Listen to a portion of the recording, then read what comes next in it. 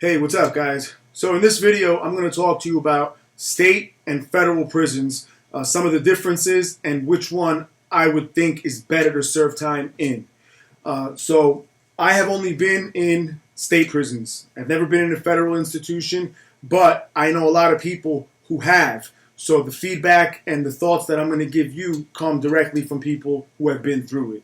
All right, so the first thing that comes to mind when answering this question is that for me, I've always known that federal prison is an easier time to do.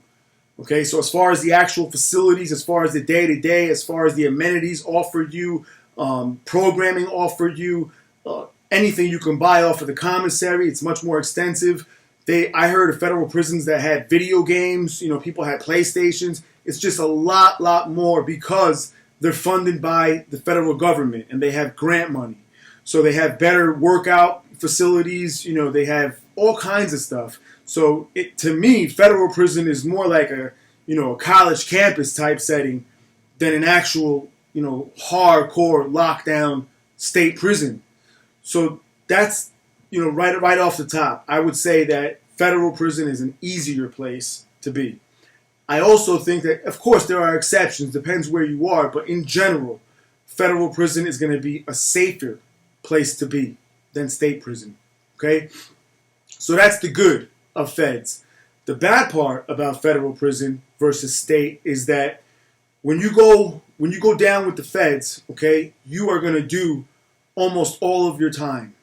So if you get sentenced to 10 years, you're going to do damn near 10 years before you get out. Whereas when you're sentenced under state guidelines, there are many different variables where you can get out in 85%, you can get out in half the time, you can get out in even a quarter of the time for parole, depending on what sentence guidelines you were sentenced under. So federal prison, you're always going to do more of the time. And also, federal prison, you're going to get more time. Not only are you going to do a larger percentage of your sentence, but your sentence in itself, if you compare apples to apples, feds versus state, the feds are going to give you more time.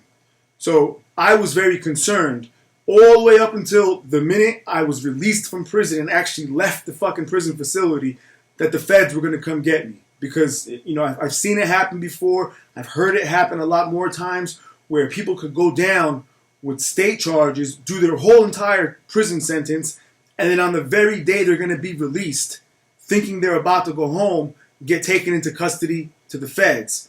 All right? Because it depends on what you had. For me, that concern was there because of the gun charges that I had.